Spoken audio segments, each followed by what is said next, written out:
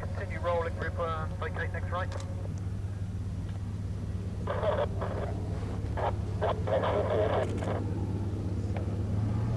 Excellent, next to the PO2, please. Scan the right.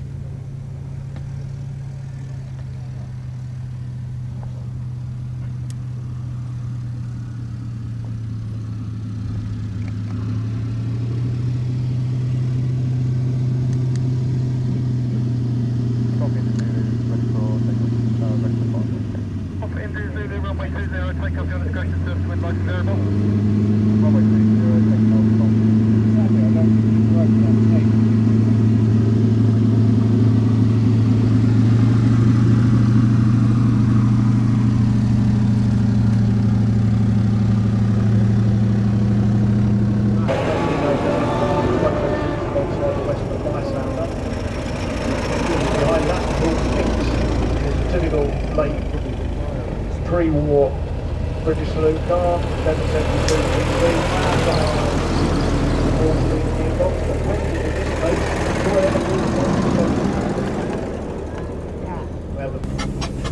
the collection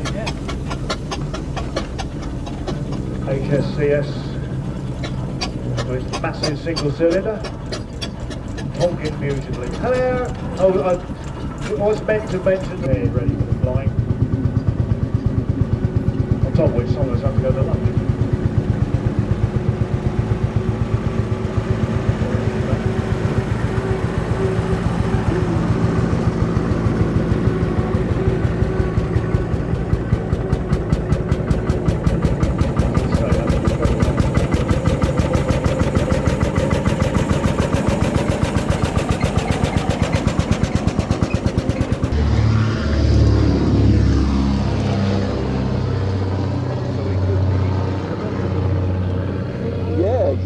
Exactly.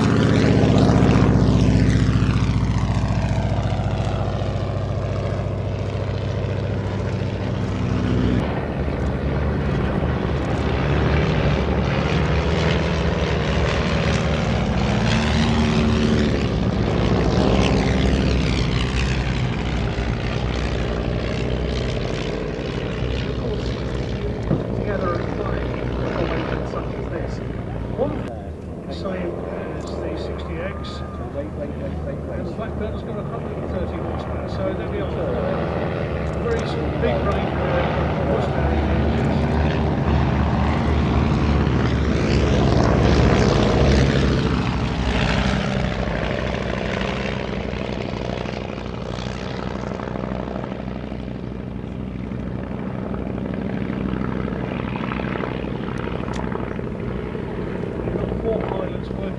Very hard to hold that formation. Maybe a cold day, but there's still a bit of wind bubbling up, and they've still got to work quite hard.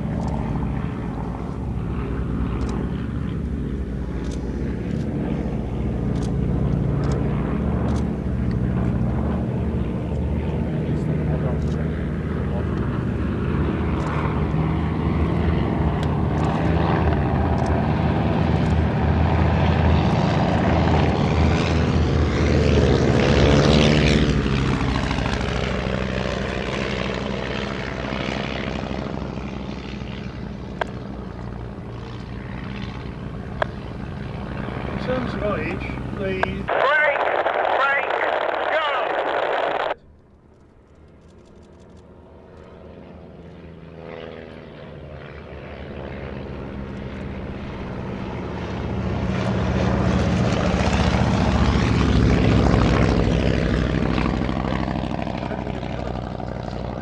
is the unrestored fuselage of a Blackburn B2 in the South Yorkshire Aircraft Museum in Doncaster.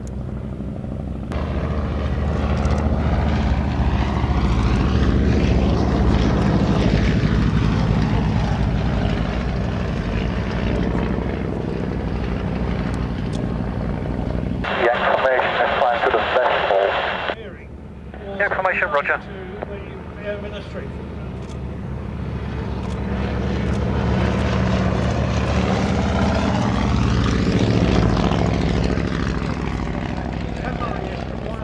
Was for a replacement defect in the Avro 504N. It was to be powered by the Armstrong.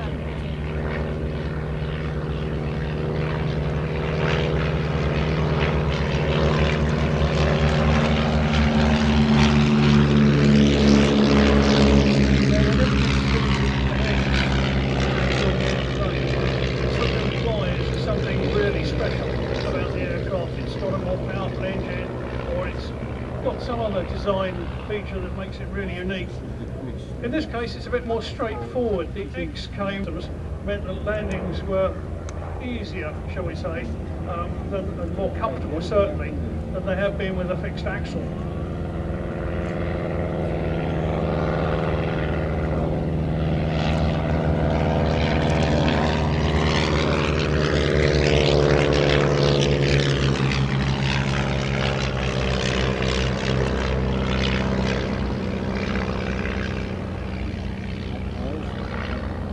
The Blackburn B2, the aircraft leading this pair, something of an odd man out in this combination of aircraft because of its side-by-side seat. The Honourable Mrs. Victor Mildred Bruce.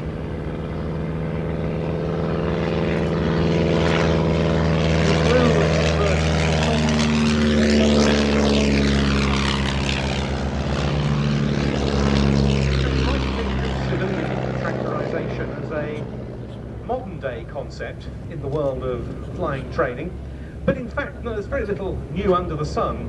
The Blackburn B2, which was built to tune just 42 examples, was used mainly by civilian flying schools training RAF pilots under contract. Blackburn had one of its own at Brough, and Flying Training Limited another at the London Air Park. A lot of RAF volunteer reserve.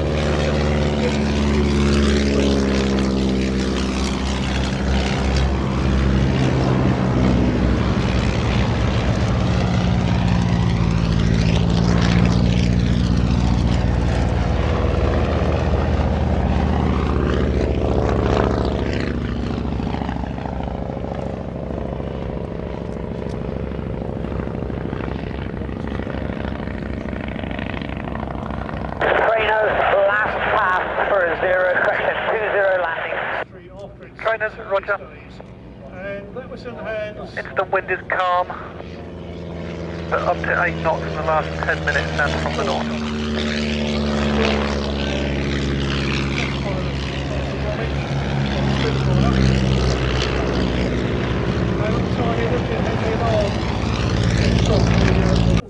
Comet formation, text to the hold runway 20, the QFE 1023.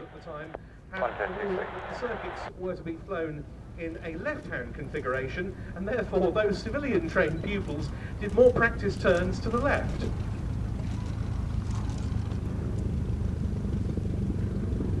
It was the B2. Then we have the H-60X. Finals.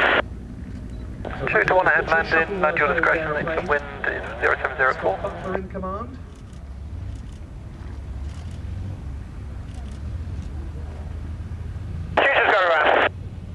Roger. It's usually just designed into... Training 4-1 on vacate, runway 20, land your discretion, it's the wind 0603. 230, do you think you could hold off the Comet and the Mugulls are cooking now? Waco. Information, roger. Comet formation lining up with the tutor in sight.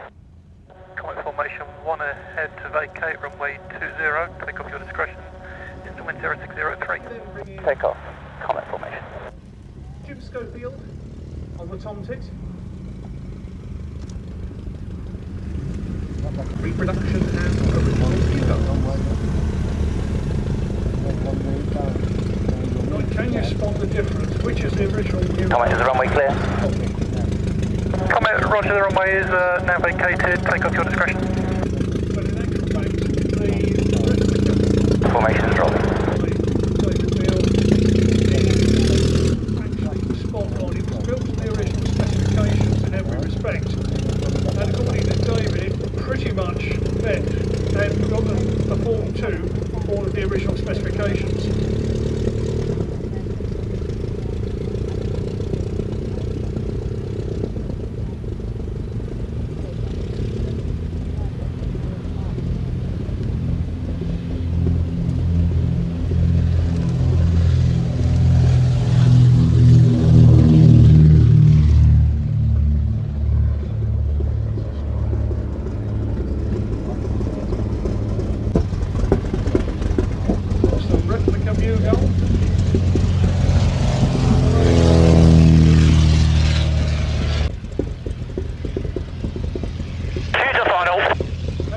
Shooter, runway 20, land your discretion.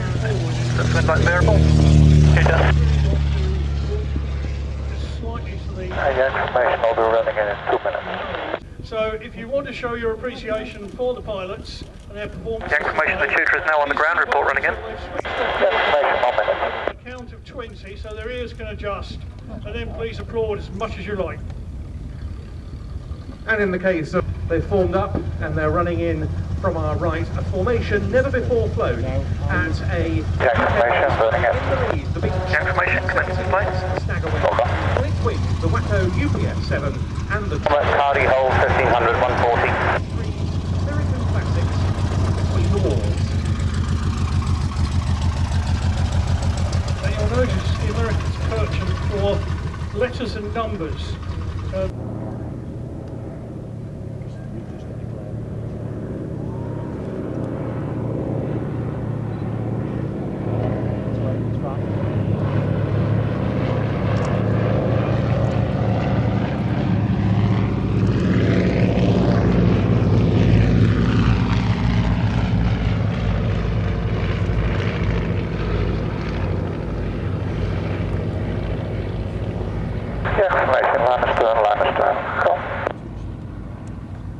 And one other very Formation leaving the Cardi for the west pole.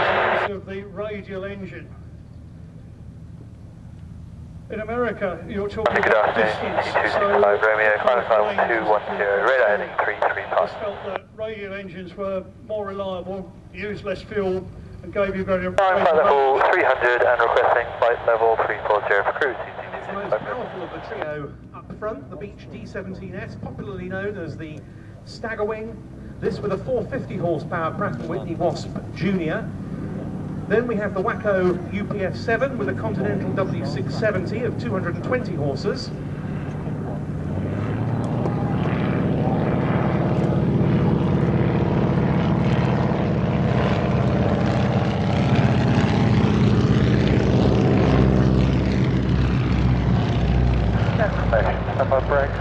Brake, go.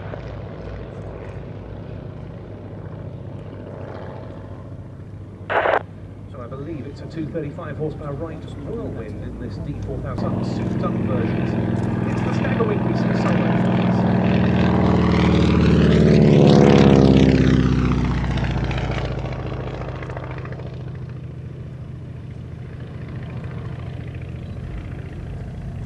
The somewhat odd arrangement with the wings, with the upper wing staggered backwards, is actually to improve visibility forward.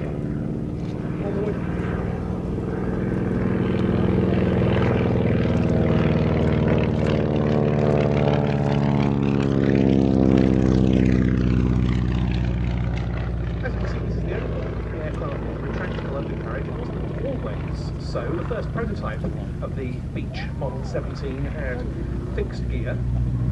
Changing to retractable configuration improved the already outstanding aerodynamics of the design. The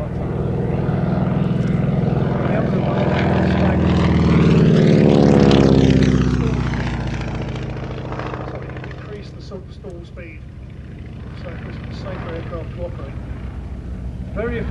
distance, very good commuting aircraft.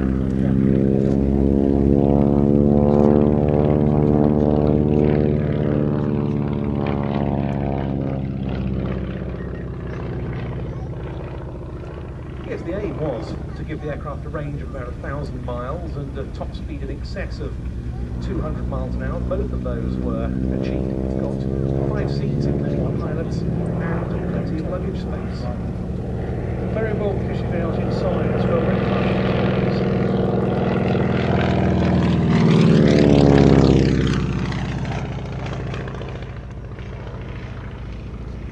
According to latest estimates, there are about 150 of them still flying in America alone. Yank 1, last pass on 20. See, another one was Excellent, Roger. delivered via La Ferté-Alais in France to a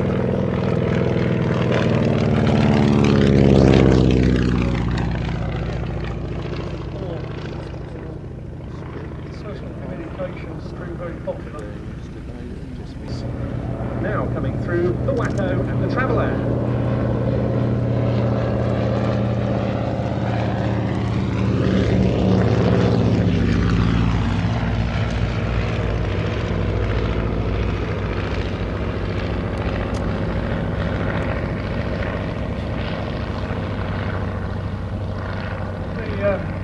It was the Waco. Next 2-3 emphasize, we'll go on the And it's interesting. Yank 1, 75. Um, Yank 1, runway 20, land your discretion. Is the wind light variable? He Okay. would be the development. They were continuously improving the aircraft and looking to gain extra market share. Waco returns to Earth. Nicely flown by Peter Kuipers. Yes, and it's 41 years since that beach stagger wing has since it last displayed at Old Warden.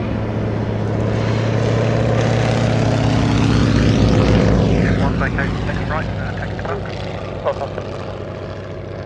Line of start. The Kuipers bought this aeroplane in the first place, looking for a touring and commuting aeroplane, and this absolutely fitted the bill. He mainly keeps it at Leopoldsburg in Belgium. It spends quite a bit of its time at Duxford, where of course Peter is one of the display. 33 to the hold for 20.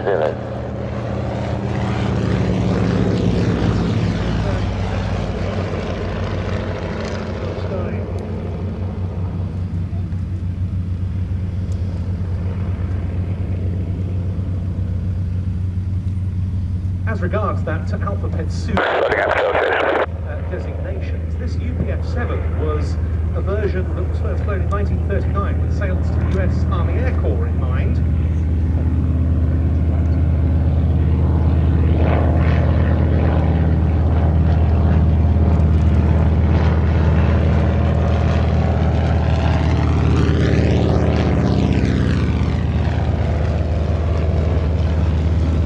And then some 600 more UPF-7s were bought for operation by civil contractors under the civilian pilot training program between 1940 and 42, and that made an enormous contribution to the build-up of numbers of the Yank formation, last pass. Exclamation. building reserve.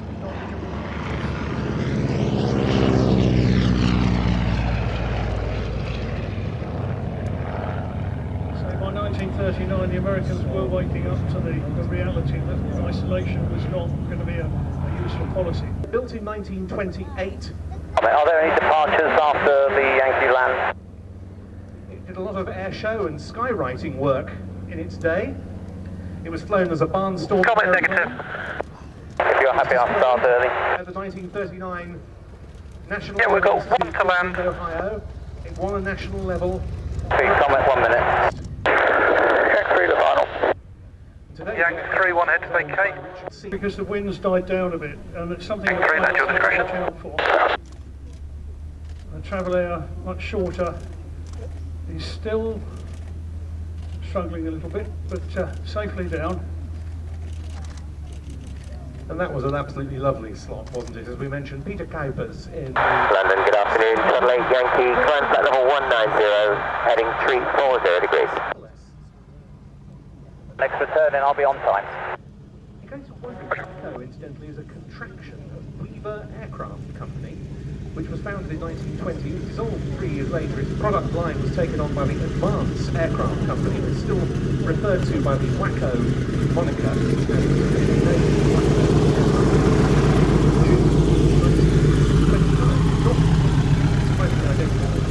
Unique site.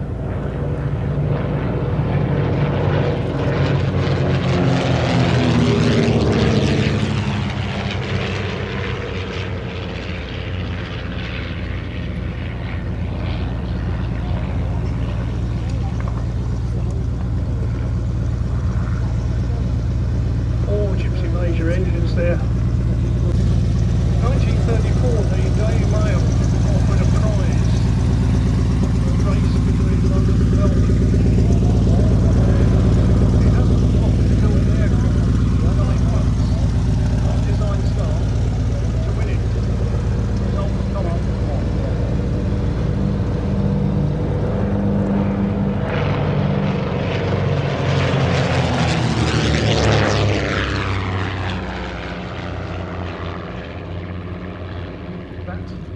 International Air Race was arranged to celebrate the centenaries of both the city of Melbourne and the state of Victoria, and it was named after the main provider of the prize money, the confectionery magnate Sir Macpherson Robertson. There would be speed and handicap sections. One stipulation was the aircraft had to reach Melbourne in 16 calendar days to be classified.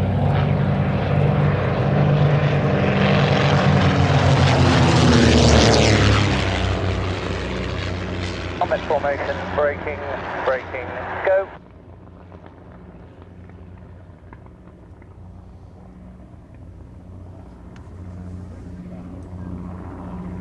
Coming.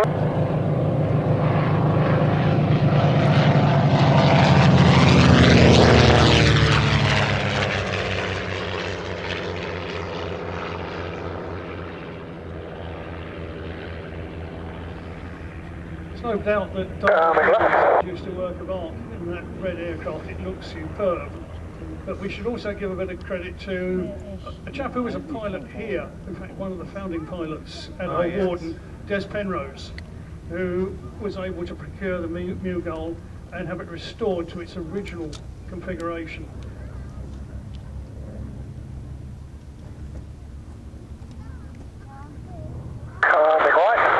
Following a career in air racing, where it was quite badly mucked around.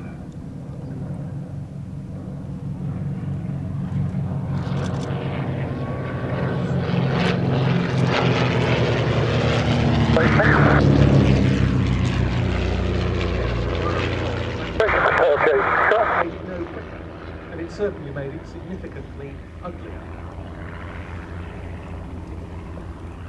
It's the old adage, if it looks right, it'll fly right. They got it right more or less from the off. If you have the chance to go online and look at the state that Alex Henshaw was in when he finally got back to the UK from his world record-breaking flight to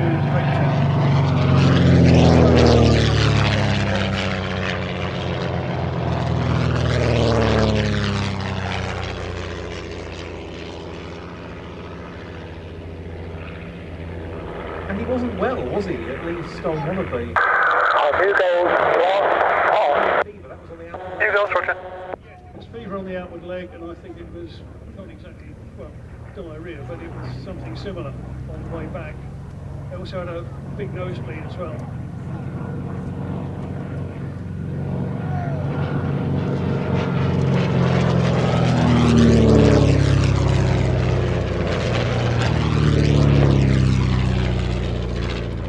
The Henshaw Mughal is, of course, the white one, the second of this pair. Yes, once you're in the cockpit, there's just about room for a small packet of biscuits, really. It's very, very tight and very, very targeted at racing. Can you give me a call when the white Mew's on finals? Okay.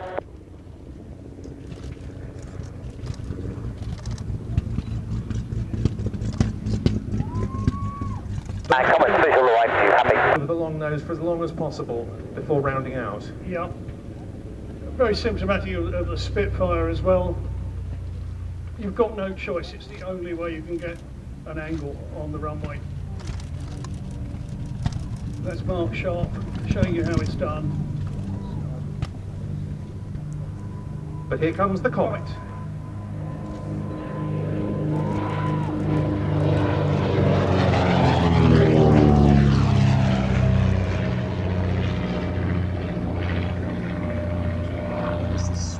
An aircraft with two big engines in it makes very little noise. It's a strong sign of the aerodynamic efficiency of the whole aircraft. As I say, it was designed from scratch, built, tested and everything else, and ready for use within 9 months. You wouldn't get anybody to be able to do that these days.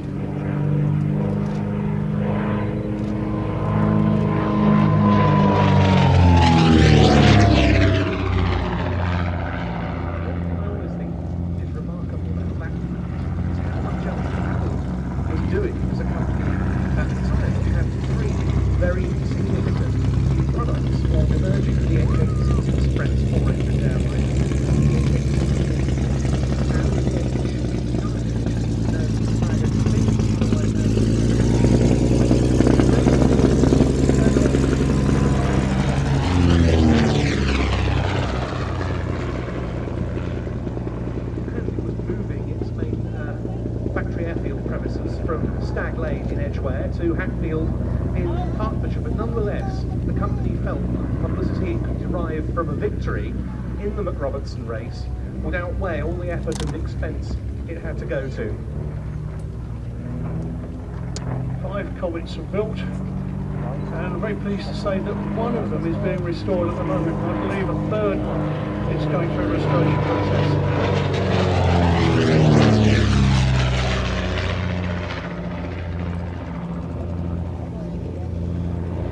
Also a couple of replicas flying in America as well, aren't there? Oh, it's only one now. This was, of course, the mount of Charles W.A. Scott and Tom Campbell Black for the McRobertson Air Race.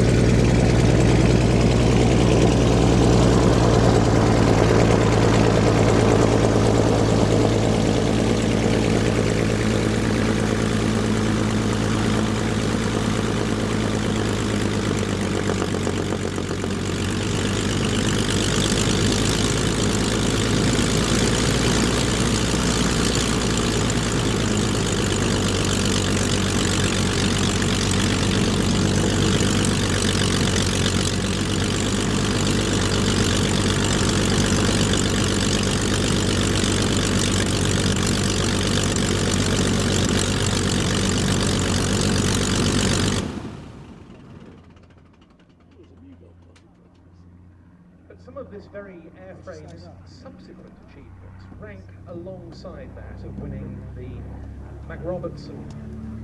For example, named Australian Anniversary in March 1938, Arthur Clouston, Victor Ricketts set a new record for a flight from London to New Zealand and back.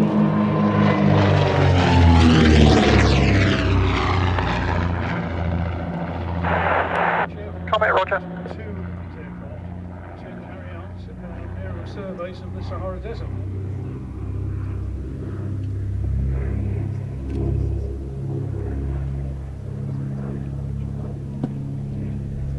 And this one was used for a period by the British Air Ministry for trials, painted silver and given RAF roundels and a serial number.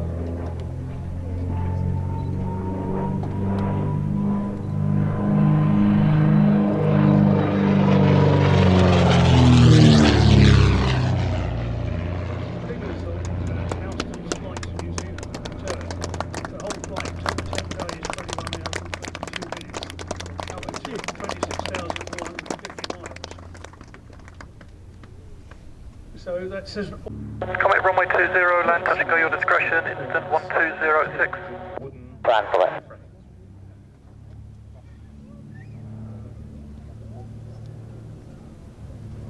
Ski's are very much designed with bombing in mind. Whereas it's designed for speed, but the idea of the twin engine layout.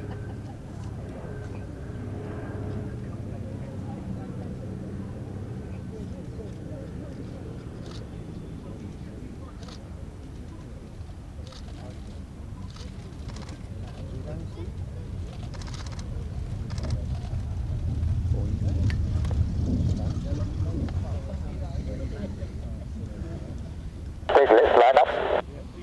Stieglitz runway 20, report lined up. Look. Stieglitz runway 20, take up your discretion, instant wind 1303. German aviation. Stieglitz, copied. Cook Slowly. Comet, thank you. is the chief designer of the Fokker Canada 645 degrees in the right turn, time flight level 280, fun request is 320, Canada. Stieglitz, of course, stands for gold.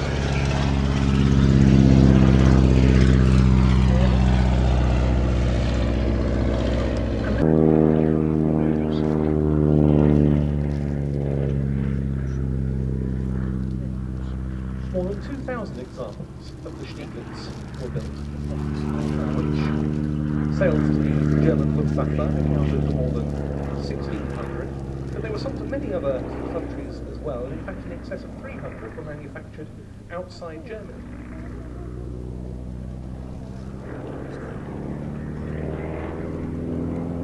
The feeling is there was quite a lot of illegal manufacturing.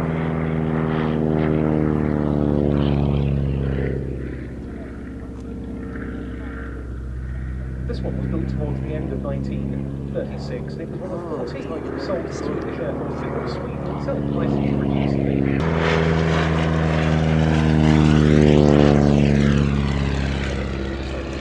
this aircraft itself. Describes it as agile, harmonised, Order Memorial 2, flight holding to the north. good range. Memorial 2, hello, it's Old Warden information. We are running to time, the QFE 1023. 33, copied for Memorial 2, fine. He and others have taken this aeroplane far and wide across Europe. It went over for a visit to Italy earlier this year.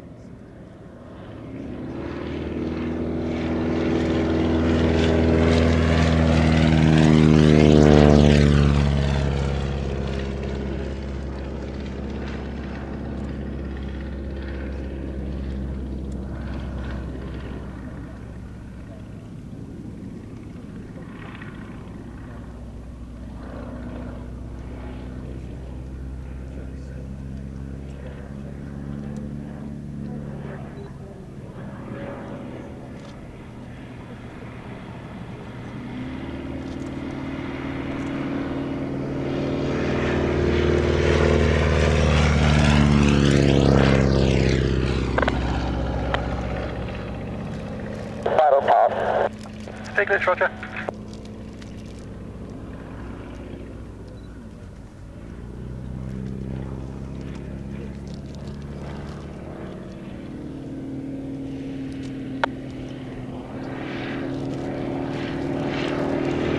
So there we go. Standing over to left. Stieglitz, report final.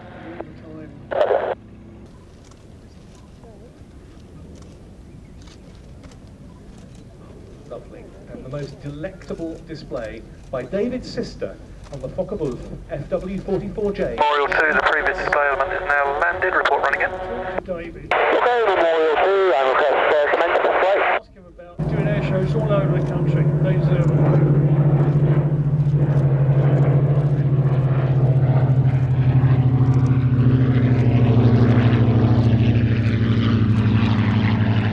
Rolling. Right. Now, line of stern. Go. 3. Afternoon. Coming left. Now.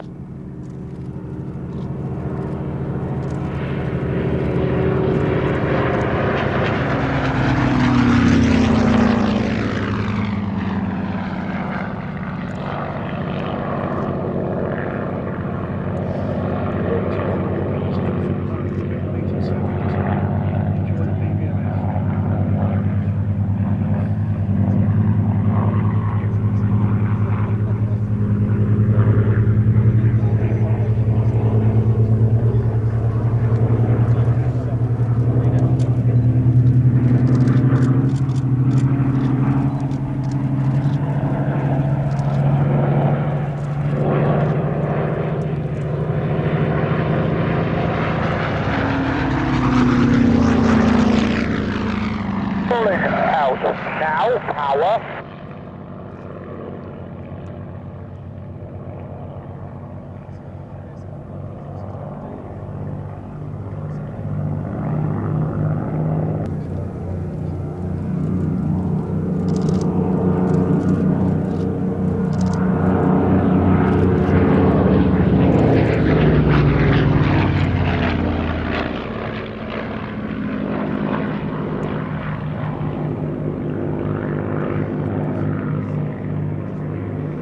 Taxiing for the 20 hold. I've started a little late, so could the glider either hold for me or allow me to get airborne and Stand by. Can we minimise, fellas?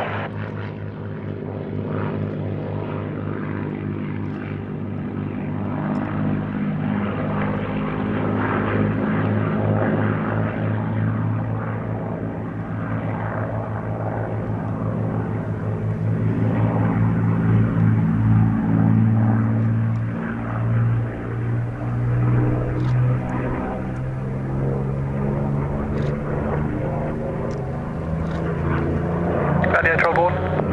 Go ahead. Yep, request you get airborne after the BBMS has finished. That's the first, and I could be a little bit late to get them up. Roger, report ready for departure. I have to say again for that. Report when ready for departure. We'll cope.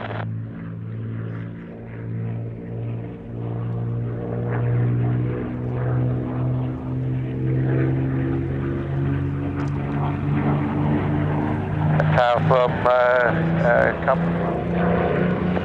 Compromise message. Have we just checked this way? Everything's happy for Gladiator on the Roger. Gladiator, just copy that.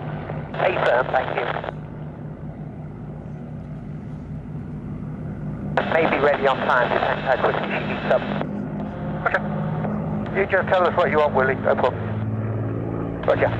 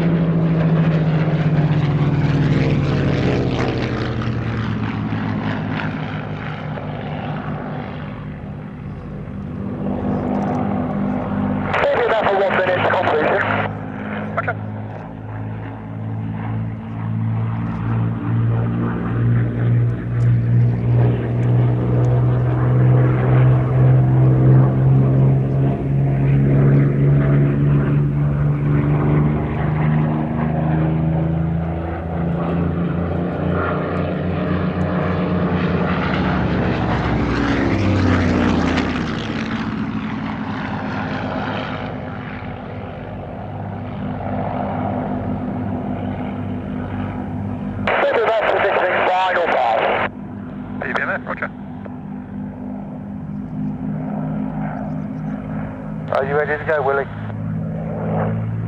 Negative. I'll be 3 or 4 minutes. Okay, we'll go then, and you come out and leave. Roger. Copy QFC 1023. 1023, that's copied, and let's line up in front of the glider. Cub report lined up. Okay.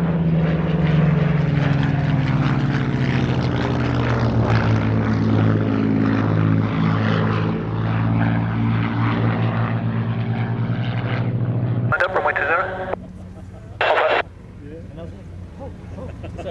So ever since, I've always carried it using the, just like the, you know, the little... First ever flight in aircraft.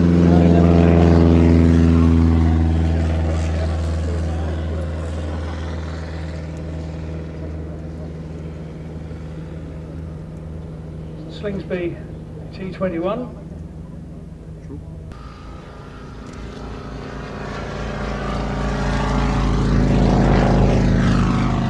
Big contours that crammed with Richard Shuttleworth, and the two of them became good friends.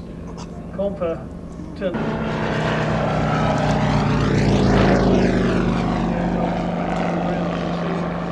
behind Hella is a gearing system. Unlike most aircraft engines where they were geared up, this one, sorry, geared down, this one was geared up. to get a faster propeller speed and better performance out of the aircraft.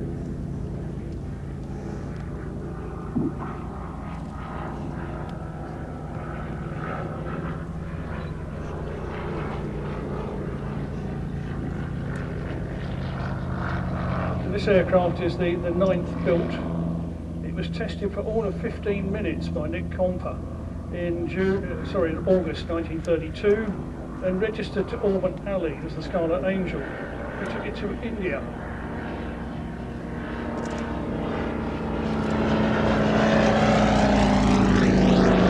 Glad, ready for departure.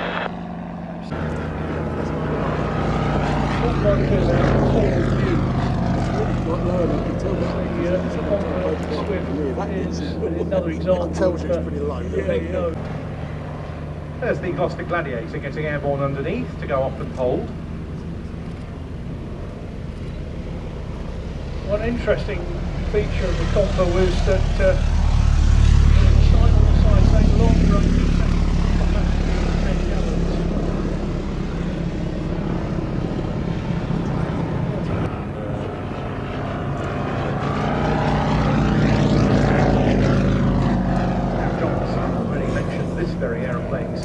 In the 700-mile Viceroy race in India. Well, Comper Swifts like this undertook some quite astonishing feats for aeroplanes of this size and class. For example, Charles Butler flew one from England to Australia in record time in October 1931, 9 days, 2 hours, 29 minutes to reach Darwin, 10,425 miles in this tiny machine from the starting point to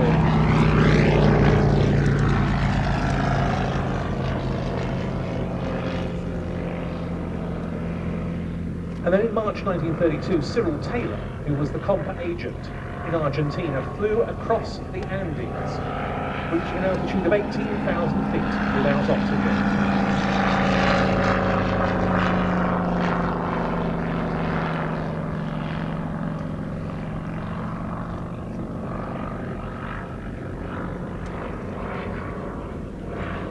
In 1933, this aircraft also competed in the Viceroy's Challenge Cup. Shuttleworth himself and his former instructor George Stead as co-pilot. That exotic end for the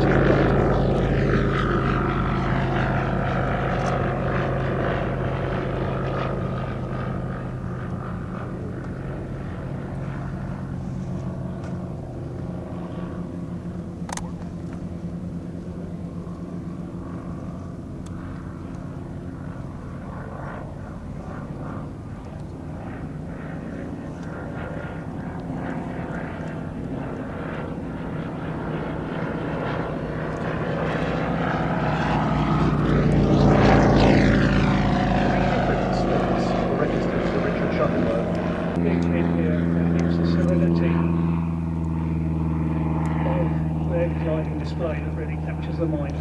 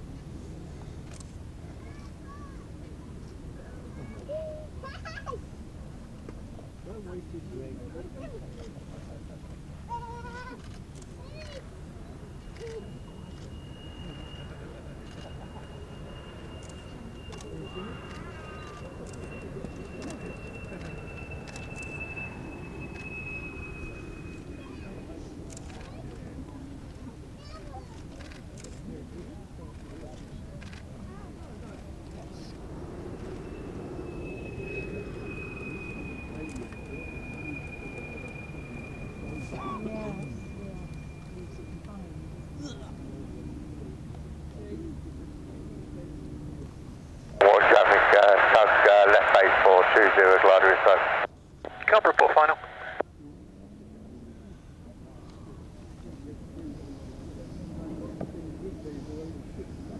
Graham Shaw, ladies and gentlemen, fantastic display.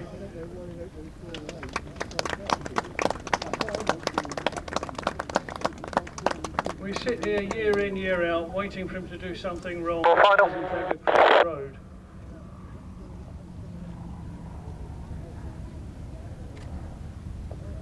And we thank David Bramwell for his contribution.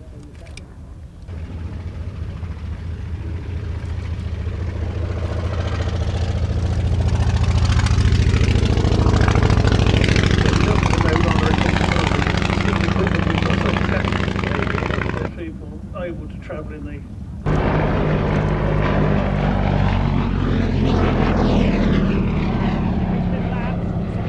This is the aircraft that virtually every pilot here wants to get his hands on. Very much the last of a line of glossy. Mystery ship taxi. Also, Mystery ship taxi, runway 20, the QFE 1023, caution the glider on time front here. Copy, push for them.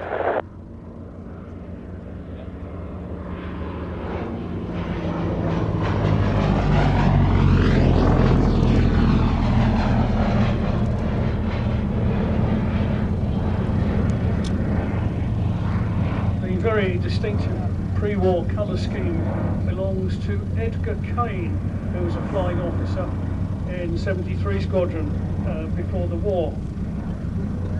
He rapidly achieved fame in the Battle of France and became known as Comet Kane. 149 Australian appellation and 16 victories.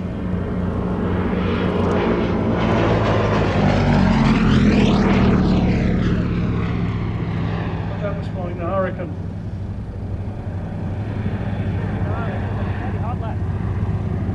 Gladiator was the last land-based interceptor fighter, or biplane interceptor fighter.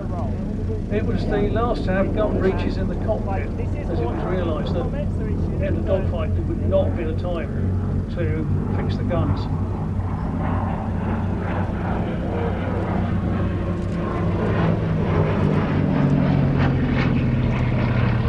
And it was the last to have a fixed undercarriage.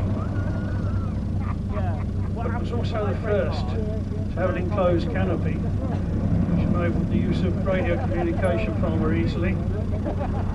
It was a multi-gun fighter with 4 machine guns. High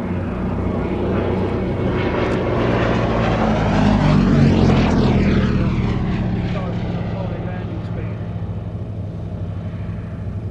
Most famous exponent was Marmaduke St John Pattle, known as Pat Pattle, of 80 Squadron, Avro taxi. who fought in the battles in Greece. Avro taxi, hold runway 20, QFE 1023. He was the highest scoring Gladiator pilot. 20, 1023, Avro.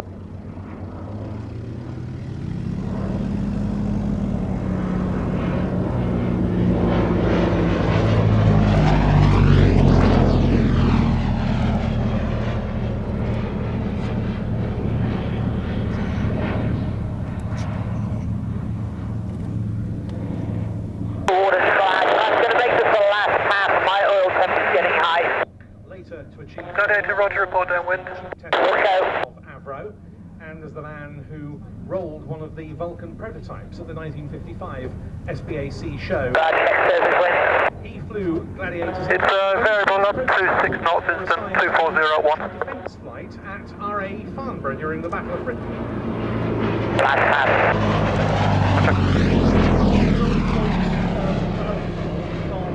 It's on the internet. Fantastic piece of flying. And he did it wearing a collar and tie and a suit. Speed 6, taxi behind Mystery ship. Speed 6, taxi for runway 20, the QA take off your discretion. And takes off.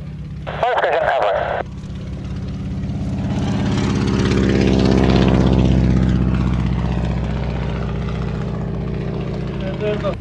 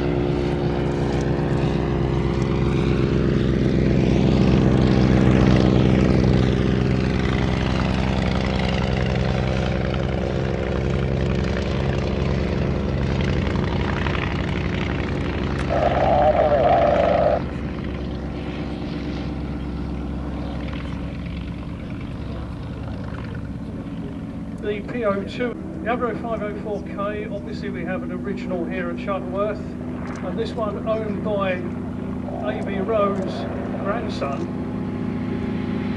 is a fitting tribute to his grandfather. But sadly,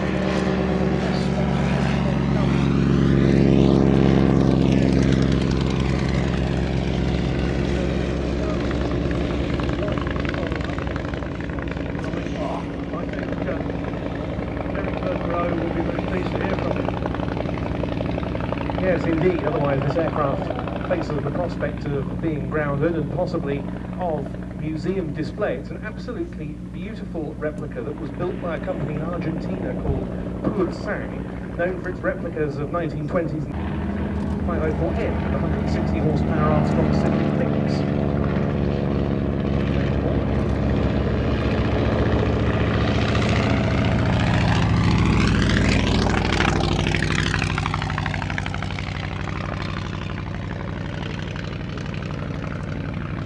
Take the vampire into making an appearance.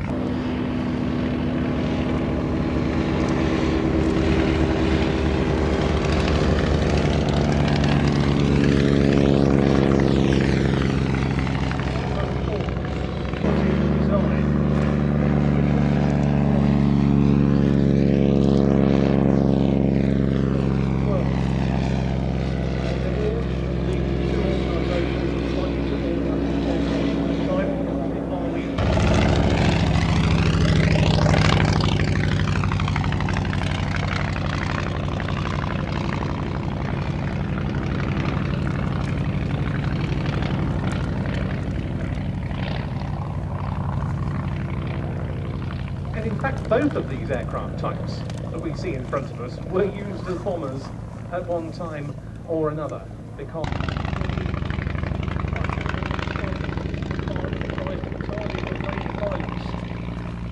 and the tactics that they used were to fly over at 10,000 feet, switch the engine off and glide down so they couldn't be heard, and then form not the German front lines, but the German rest areas behind the front line.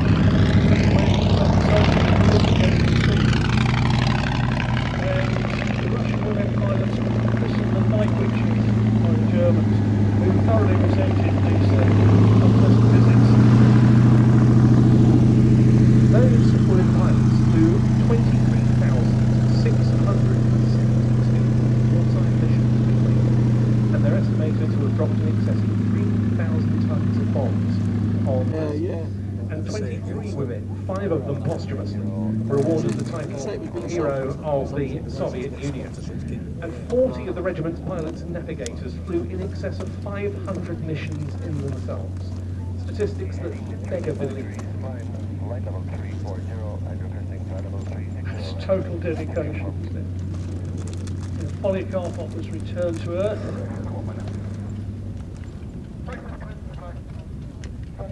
We had Jean-Michel Munn, our chief engineer.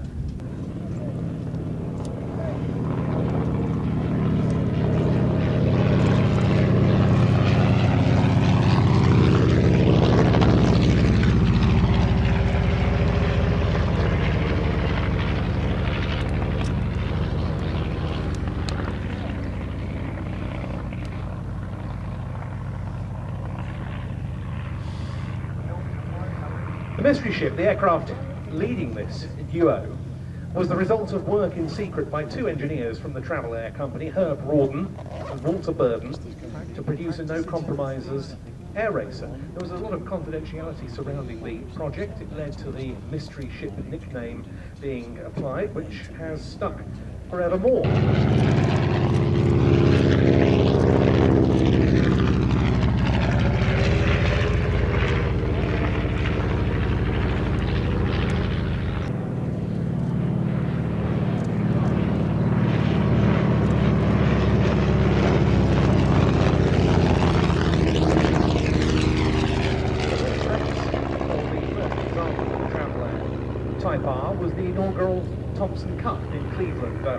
September 1929, an unlimited free-for-all speed contest, it was described as part of the National Air Races. The aircraft had to do 5 laps of a 10-mile course, And Doug Davis won it at an average speed of 195 miles an hour in the mystery ship. This in spite of the fact that he had to circle round an extra time around a pylon that he cut inside. Such was this aircraft's speed superiority over the opposition. It was easily able to make up that deficit ahead of a range of much fancied military entrants.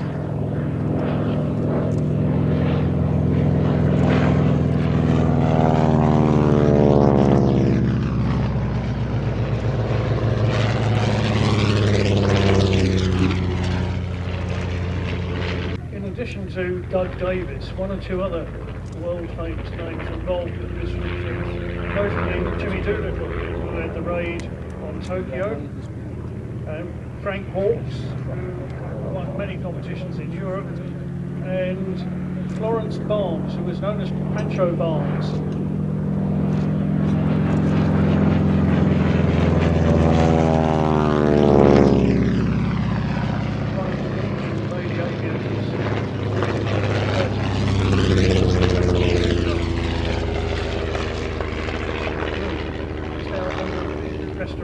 While Walter Beach didn't approve of his staff working outside normal hours, once he saw the project, he liked it and backed it.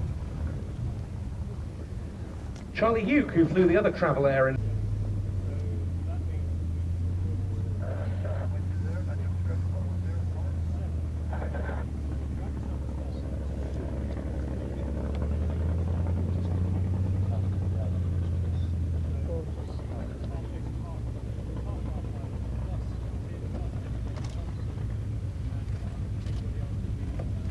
Jim Schofield showing you how it's done.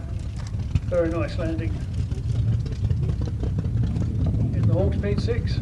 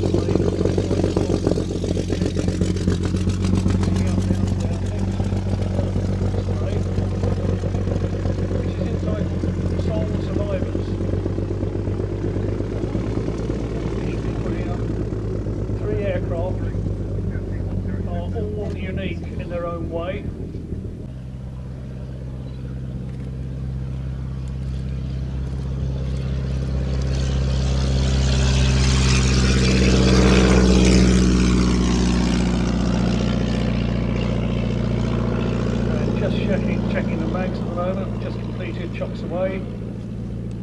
It's the Parnall Elf pilot trained at Hendon, who survived a crash in a Blériot, but lost his leg in the process. He designed an aluminium framed leg covered with soft leather replacement. His company later provided Douglas Bader with his legs.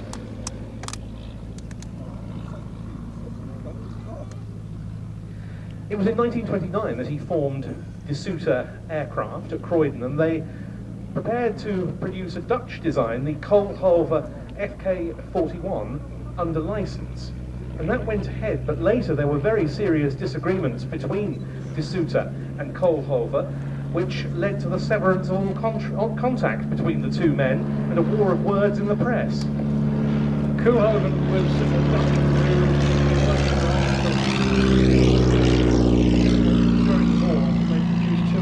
his designs, the FK3 and the FK8, the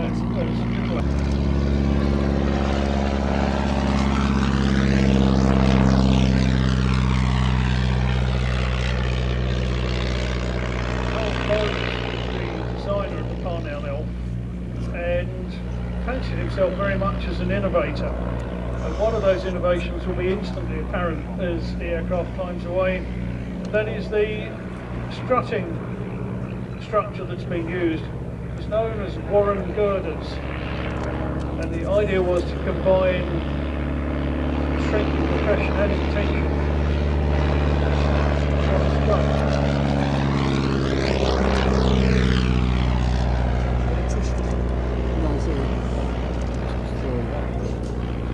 not survivor.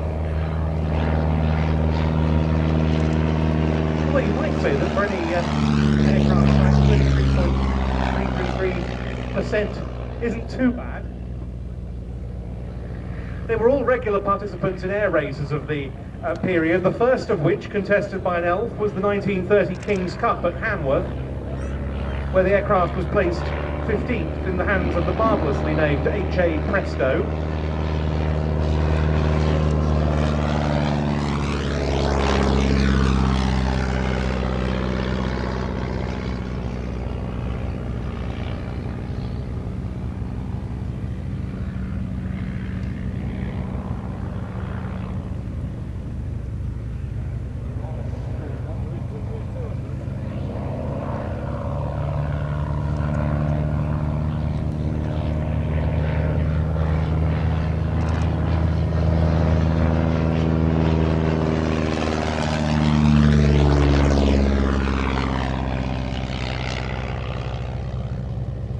This one dates from 1932. It was bought a couple of years later by Lord Axley, who based it at Badminton. He also owned the prototype elements that went damaged in the First Landing.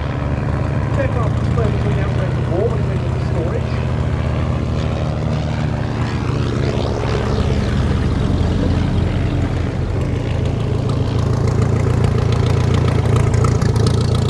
They're worthy at that stage. Restored to again in 1980, and it's recently been subject to another major refurbishment, including a complete covering.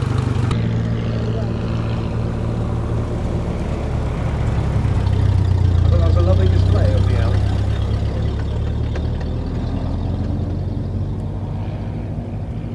Extremely pretty aeroplane, beautifully turned out.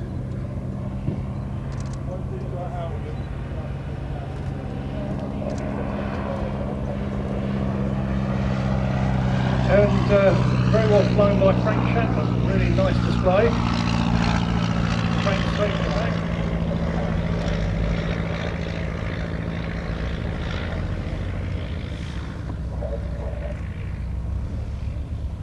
DH-51 was de Havilland's first attempt at the civilian market after the Great War.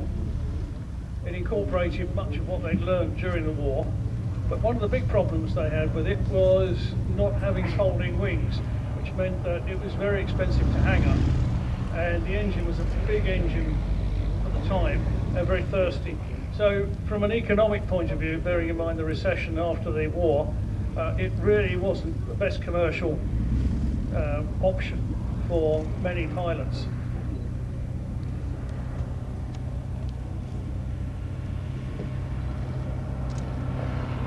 It was used to inaugurate several air routes.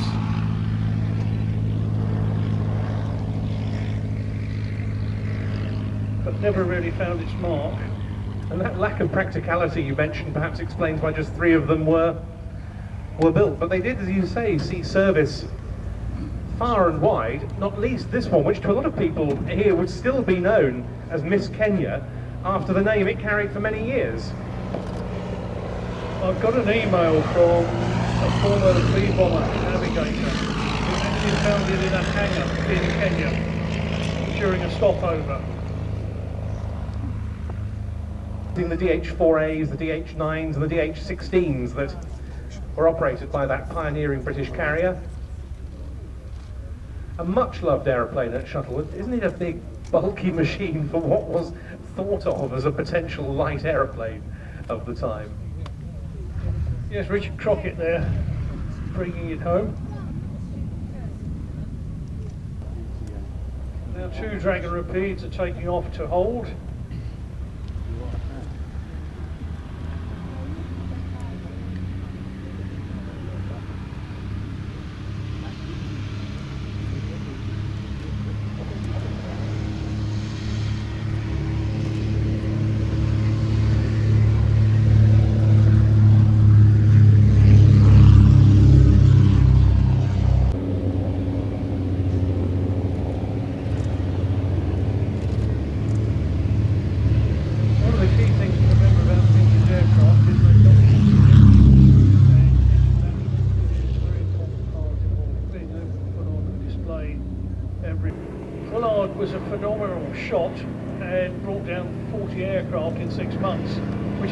Werner Voss. Voss, very, very nice.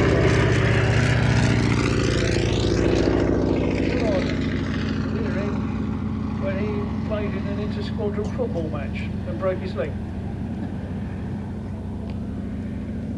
When the Newport 17 was introduced by the French Air Army, the Aeronautique Militaire, in mid-1916, it proved well able to take on the Fokker E3 Eindecker monoplanes of the Imperial German Air Service, which had hitherto been dominant. And these Nieuports were flown extensively against enemy observation balloons, as well as against fighter and bomber aircraft. After a certain make of rocket took the air, a French archer, very responsive.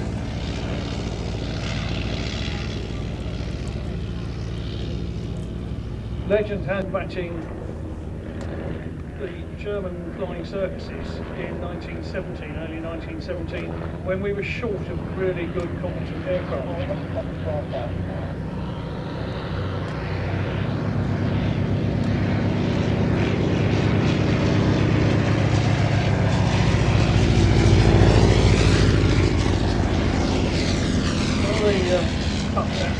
Is its ability at height. If you look carefully at our machine, you'll see there is a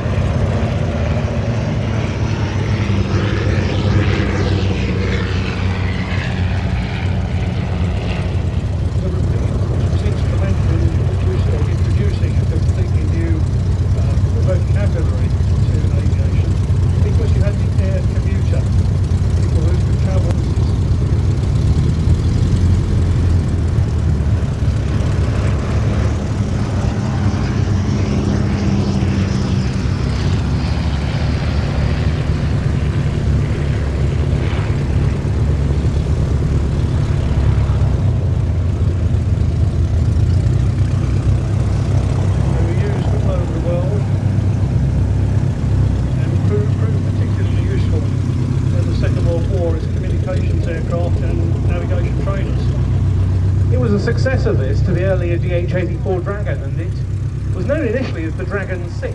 And one of those early aircraft was entered by the New...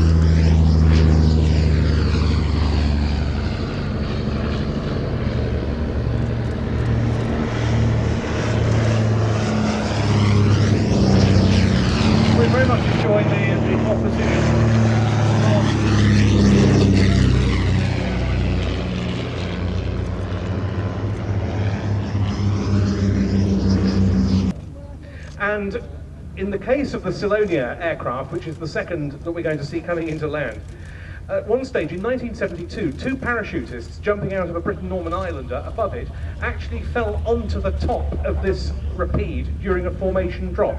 One of them ended up in the radio bay. They both survived, not uninjured, it has to be said. A very long restoration. They should have looked where they were going when they jumped out, shouldn't they? There was quite a story behind it. Lovely aircraft, that now based at the former US Army Air Force's C-47 transport base at Membury in Berkshire. And the other one lives here in the ownership of Philip Meeson, and we had John Michel Munn and David Findon. David Findon, who I worked with on one of the Moth charity flying days, turning his aircraft around very, very quickly.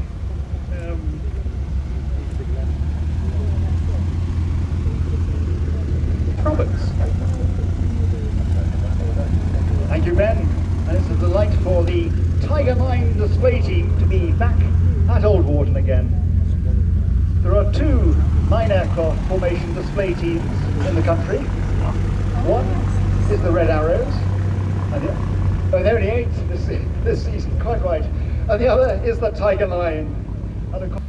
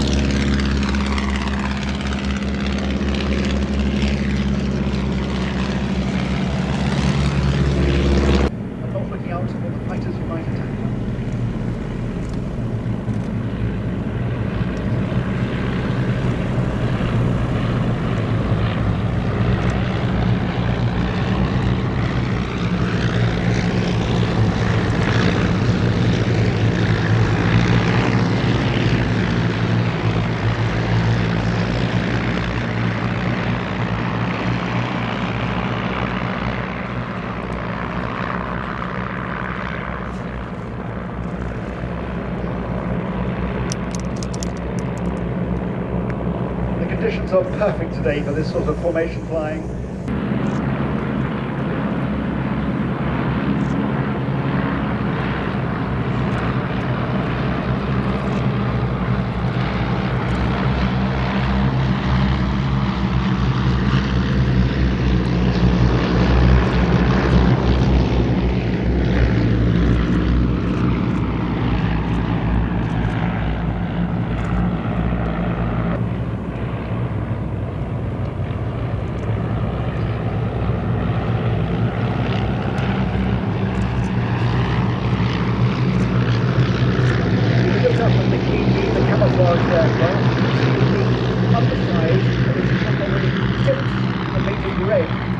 designate his radio control in its original form. Nowadays, such UAVs have dayglow. And before dayglow was invented, you're trying to look beyond the man next to you.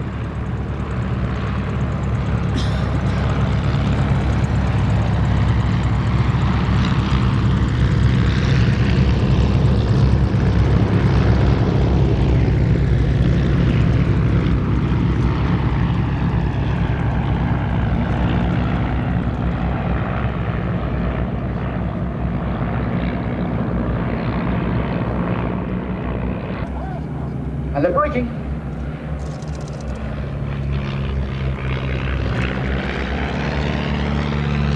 Now they'll turn and they will charge toward. Again, you'll need to be quick with your camera because they will get close.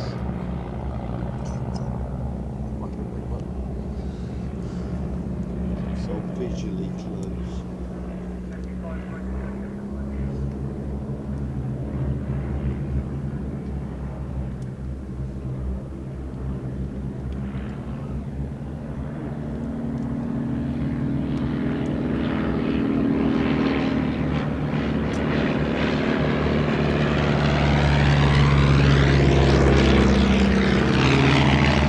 That was close.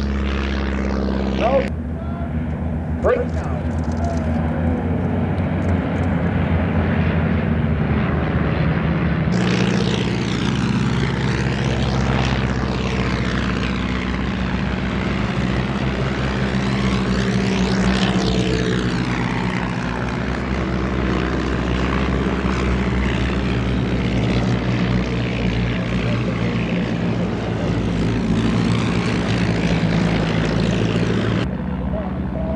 You join us at the Shuttleworth handicap stakes as the runners and riders come into view.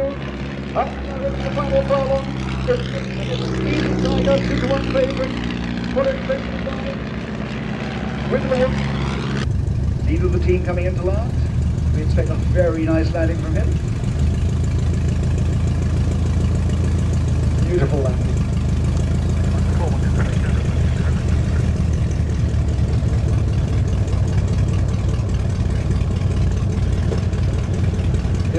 This is the very aircraft that flew solo, unassisted, from England to Australia in 1978.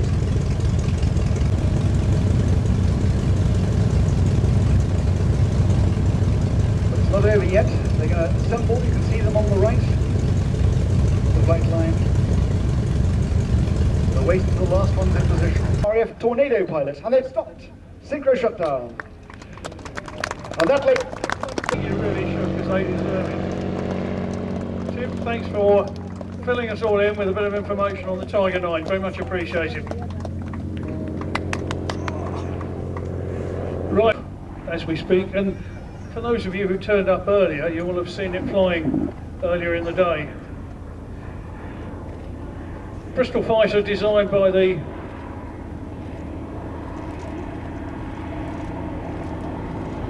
wonderful Frank Barnwell. Barnwell was actually apprenticed to a shipbuilding company, qualified as an engineer, and joined Bristol's in 1910. First World War, SE-5A was designed by the Royal Aircraft Factory. Was one of a succession which started off as the they all flew the SE-5. Albert bought it for a very brief period. He wasn't massively impressed, but he only had the SE-5 rather than the 5A version. It was Ball's influence that led to he built post-war and went out to serve in Iraq and Iran in the sort of policing missions where the RAF was trying to prove to the army that it could police vast areas very much more efficiently and cost effectively than sending out battalions of army. Yes, it wasn't until 1932 that number 20 Squadron retired the Brisfit, and they'd also carried on serving at home extensively in the training role with some of the early university air squadrons, amongst others. Affected the flying, so the communication between pilot and observer was essential.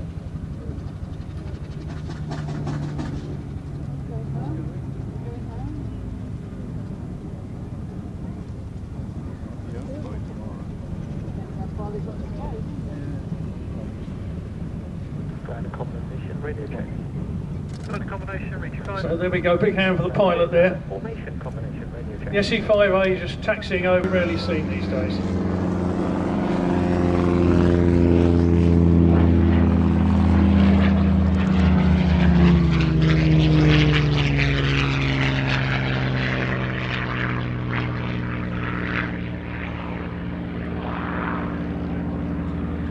Now, this rather unusual combination of airframes is all embodied by the glider that's on tow there. The unique flying specimen of the Czerwinski Shenstone Harbinger Mark II, and you can be forgiven for this not being a glider you might have heard of before. It is not the best known, but it is exceptionally historic, and we're delighted to see it in a Shuttleworth show for the first time today, and that's because of the two men whose names form the manufacturer name for that glider, Czerwinski and Shenstone. Yeah. Beverly Shenstone was a key part of R.J. Mitchell's design team for Czerwinski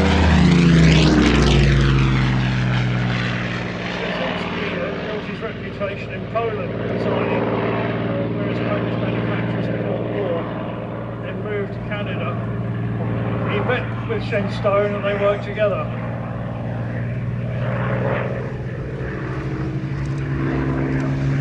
Flying off position is our Sea Hurricane.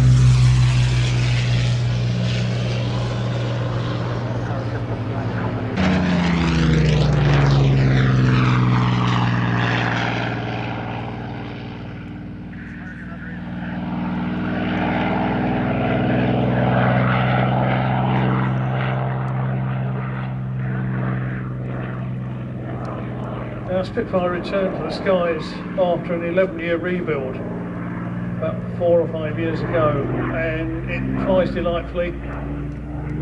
There's been some artistic license because the wingtips have been left on. 5C normally had a clip wing.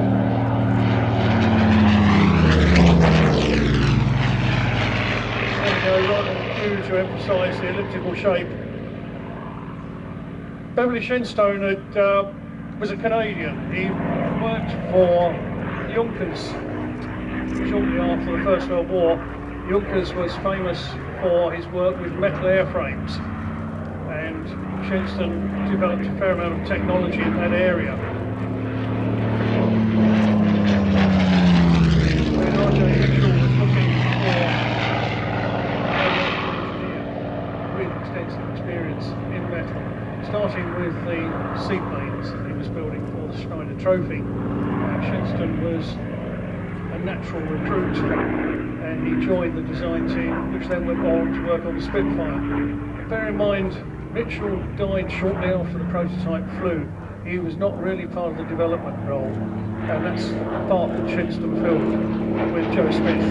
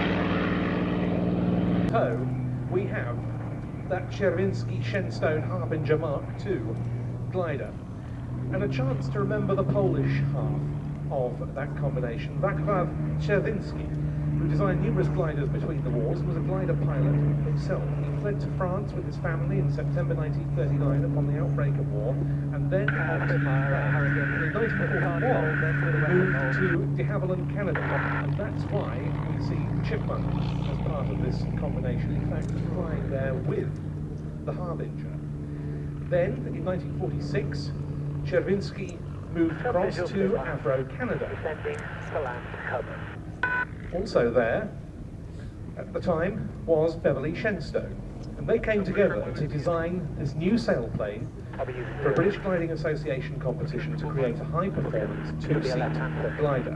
It was very advanced for its day, but it wasn't destined to see success. That contest was won by a design under the less than inspiring name of the Kendall Crab Pot.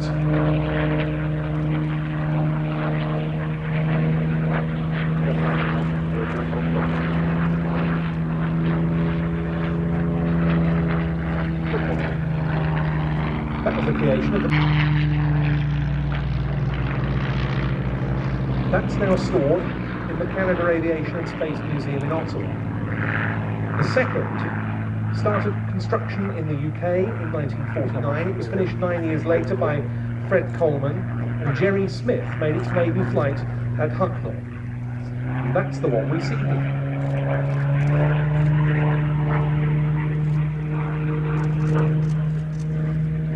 Glider complete, glider complete.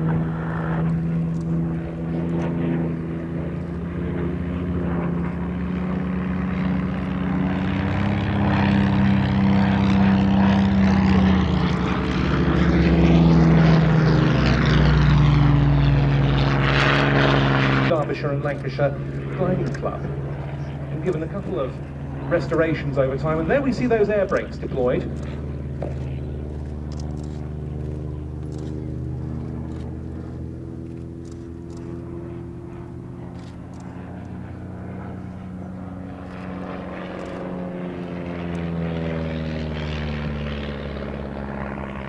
By the inimitable Graham Saw, yet another marvellous glide.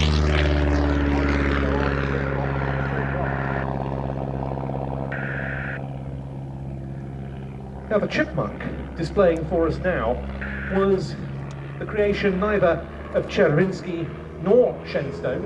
Czerwinski had left de Havilland, Canada by the time the Chipmunk came along, but it was the brainchild of another Pole who'd gone to work for de Havilland, Canada.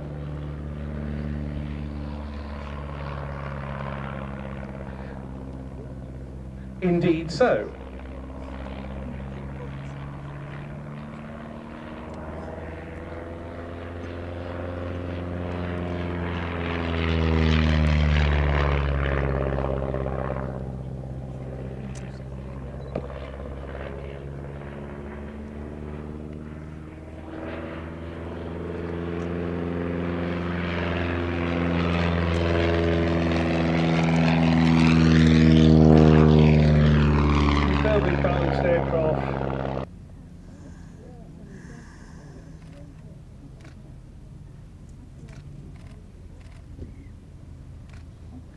With Richard Crockett doing the honours.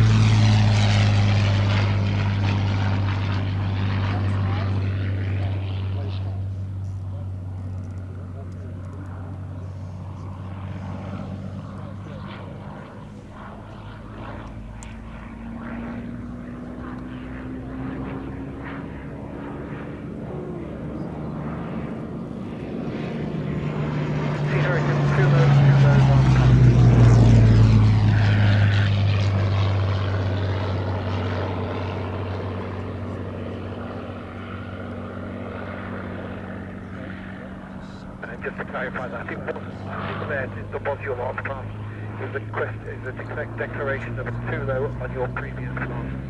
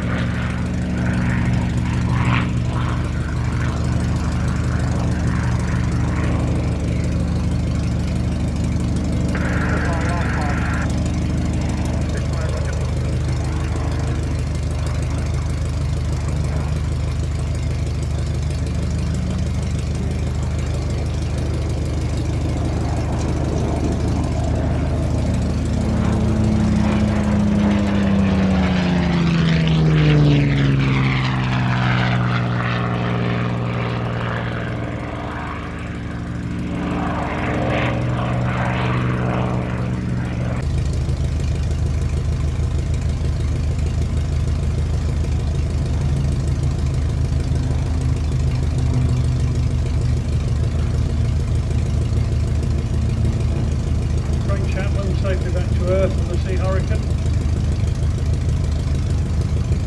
As I mentioned before, if you want to show your appreciation.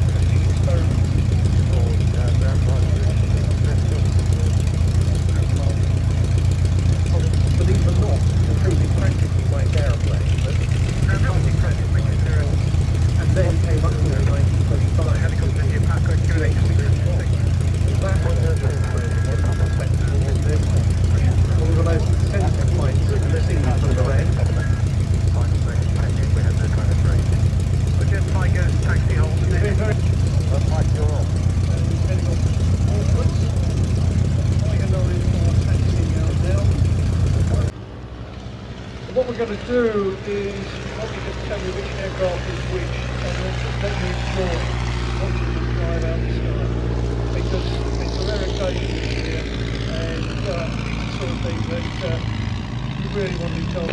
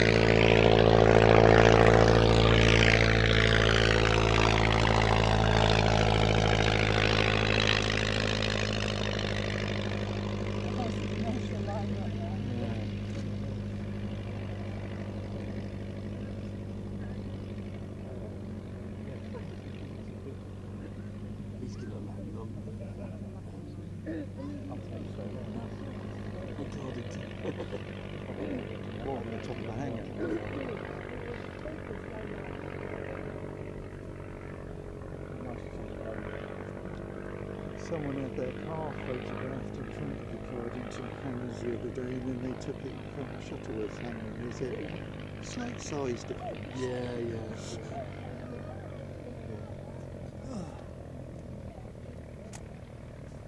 See, is it commercial, wasn't it? Or was it two of them? Yeah, there's one further in the distance. Oh, it's tripping into.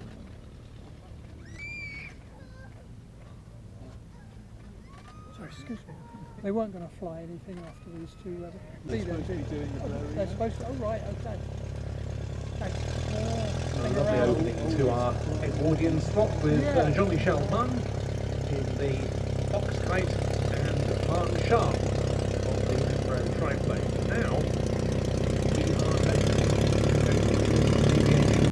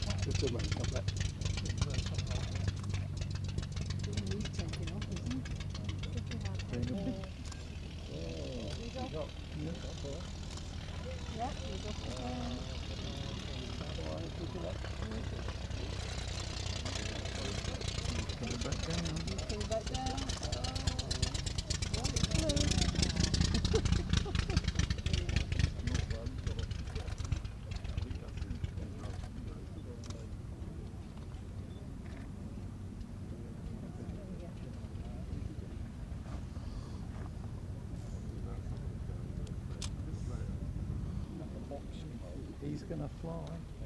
Just do, a little bit. He's off the ground. Yeah, right this time.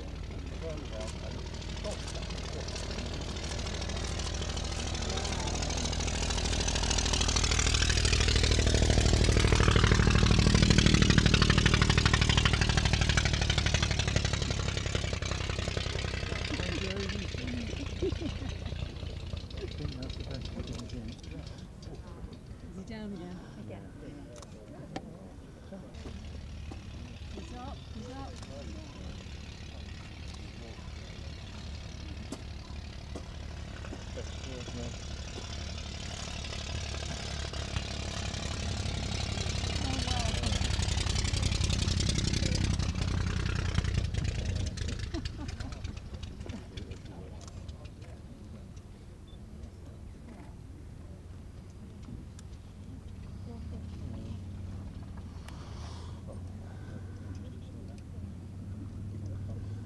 Heading off the runway this time, but Larry.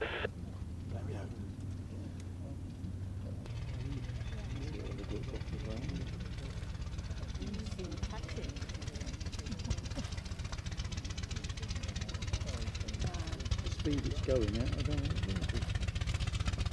Maybe next week.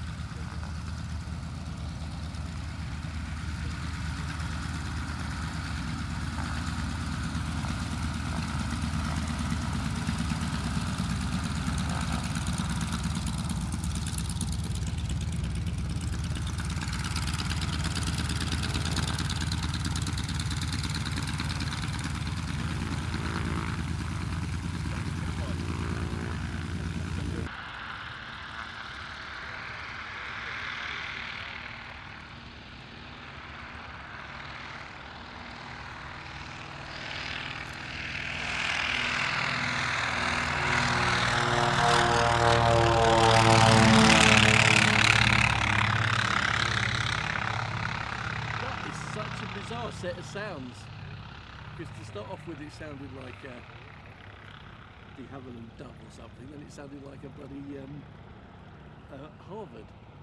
7 out of 10.